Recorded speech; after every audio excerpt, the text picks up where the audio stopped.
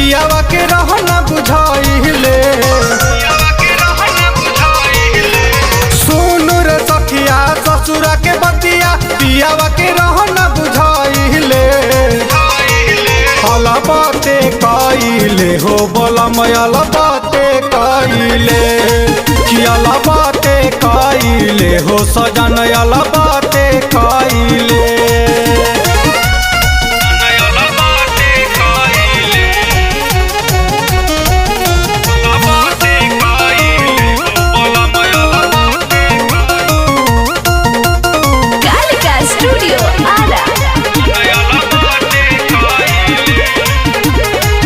छू के खाली दहिया सैया सूती गईले से जिप दिले ना ध्यान तनिको हमारा न भेज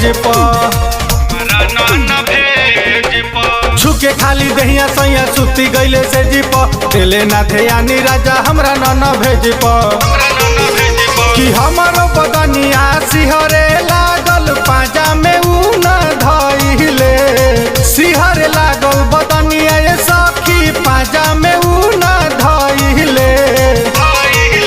अलबते कइले हो बलमयल बाते कइले। कि अलबते कइले हो सजनयल बाते कइले।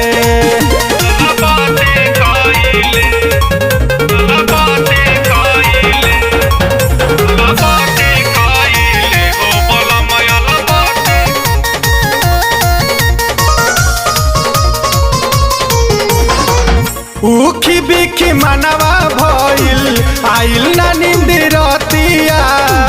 ता कहीं में रह गनी सखी फेरस ना करवटिया। उखी बिखी मन भइल आइल ना नींद रतिया। रह गनी ताकते फेरस ना करवटिया।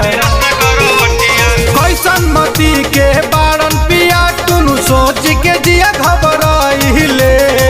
कैसन मती के बारन अनिस छतु सोच के जिया घबराइले।